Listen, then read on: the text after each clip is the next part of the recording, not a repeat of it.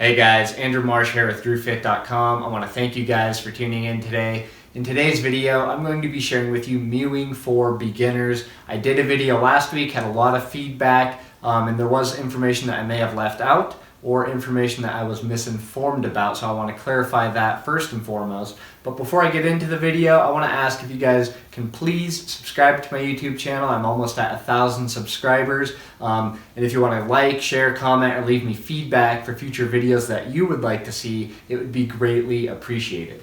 So first off, let me clarify something that I had said in my previous video because I was misinformed about this, and I had said in that video when practicing mewing that your upper teeth should be aligned with your lower teeth completely perpendicular with one another, and that is actually incorrect because that can mess with your bite and leave you with something like TMJ or other issues. So please take that into account, and what you want to do actually is have your lower teeth slightly behind your upper teeth so it can keep a healthy bite. But you don't want an underbite, you want to keep it slightly behind your upper teeth. So I want to make that very clear first off the bat. So first off, mewing for beginners. My definition of mewing is the practice of proper tongue posture in conjunction with strong mastication. Mastication essentially are the chewing muscles of the jaw and the face. There are certain muscle groups that we can get into, but I'll talk about mastication and chewing with the tongue and other things like that further down the road once I personally get more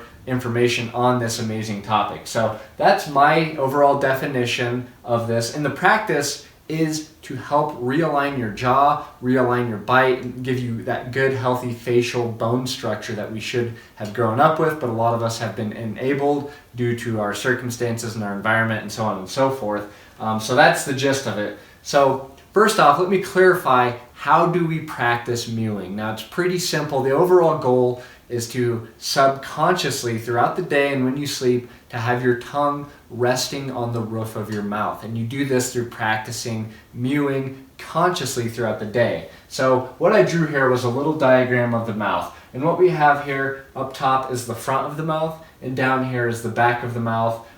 The first part where you see these little ridges are called the front ridges, also the beginning of the hard palate. And then after the hard palate and the front ridges, you'll notice that your mouth goes up a little bit, and that is considered to be the mid palate. And then after that, it goes up slightly more, and that is where it's called the soft palate. And you can kind of explore this with the tip of your tongue. You can just take it, touch the front of the mouth, and then work it down the back of the mouth, and you'll see what I'm talking about, how it goes up a little bit, about 2 times. So the goal with this is to have your tongue covering this entire region. And the way that we do this, and I'm going to give you a very brief description, there's a lot of videos out there on how to practice this, but what you do to do this practice, the easiest way in my opinion, is to take the tip of your tongue, place it behind your front teeth and your upper, your hard palate where the ridges begin, right where the teeth and the hard palate begin. You want to place the tip of your tongue there and then work the front of your tongue on the hard palate, on the ridge part.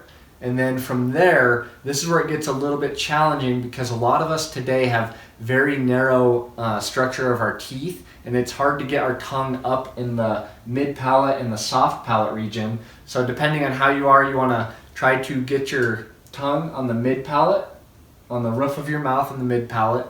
And then from there, it's going to be the hardest part to get on the soft palate. And that's where the practice of smiling with your tongue on the hard palate and the ridge part of the palate and the mid palate. You want to smile, have your tongue on the roof of your mouth, and then swallow saliva to really get the tongue on the soft palate as well. And this is going to be a challenge for a lot of us. It was a challenge for me, especially for probably the first week or two. I'm on week 3 right now, and just now has it become pretty simple to do, but it takes a lot of conscious effort to really do that.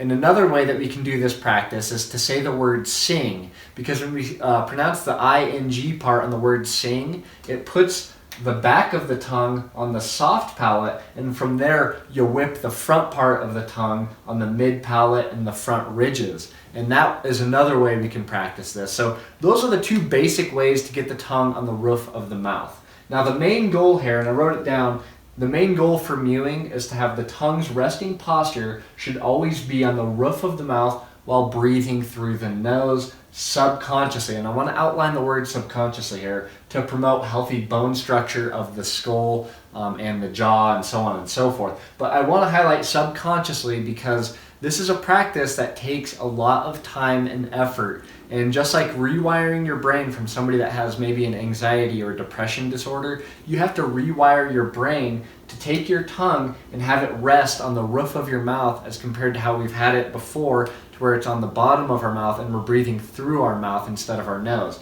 And the benefits to breathing through your nose for beginners is that it's going to help a lot with your mental cognition. A lot of people that have anxiety and depression disorders, you will notice that a lot of them are mouth breathers. It's because they aren't filtering the air through their brain how they should be. Instead, we're breathing through our mouth, and what that does essentially is creates that fight or flight state. And you can see that happen in animals in the wild. I was watching a documentary on lions, and I noticed that when they're just hanging around walking, their mouths are closed and they're breathing through their nose. But when they're in a fight or flight state chasing a predator and they don't catch that predator and they're dog tired, they don't have any food or water, they start breathing through their mouth because they are in that fight or flight state to the fullest extent. And that's not a healthy state to live in constantly like we've been doing. So that's why we have to train our subconscious mind to have our tongue on the roof of our mouth so that we can also become nose breathers and start filtering the air properly as it should.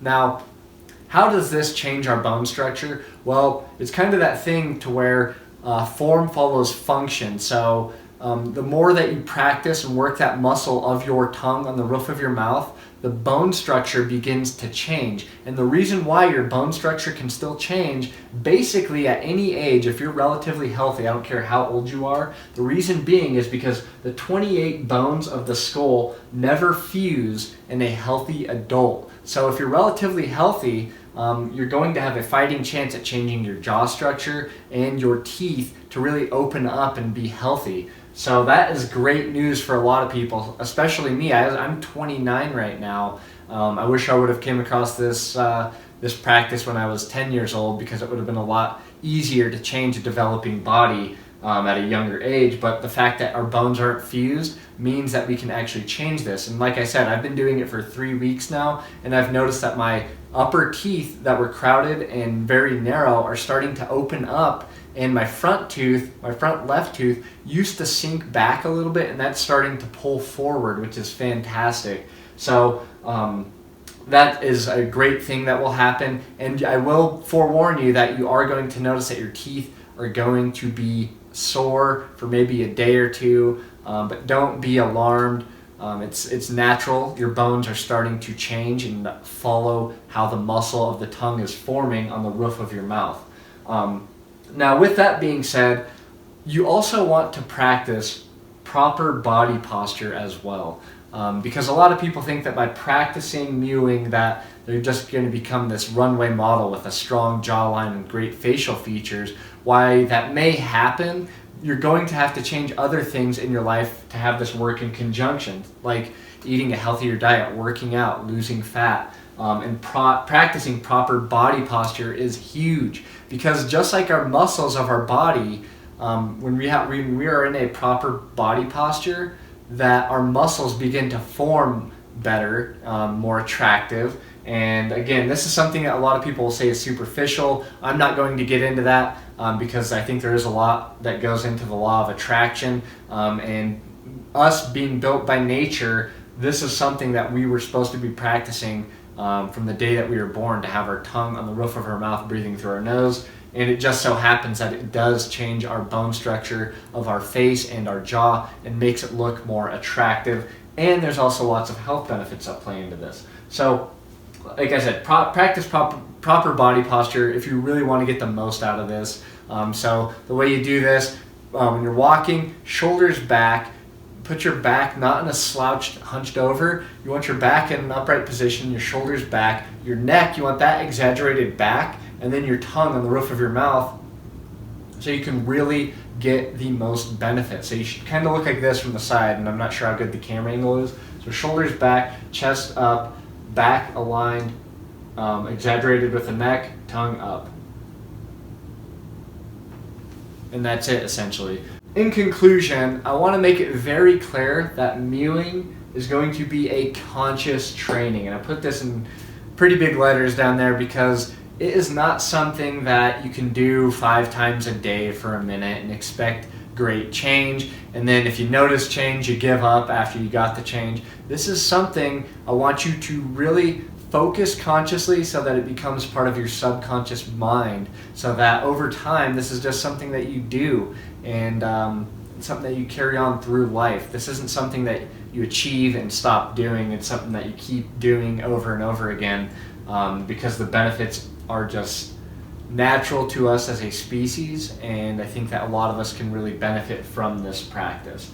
So that is mewing for beginners. I hope that you guys take this into consideration and start practicing this. And like I said, I'll be doing more videos the further research I do on this topic, so we can all grow and learn from this practice. And hey, if you guys have any questions, comments, concerns, please feel free to leave them below. And please do not forget to subscribe. I want to try to hit 1,000 by the end of the month. So thank you for watching and have a good day.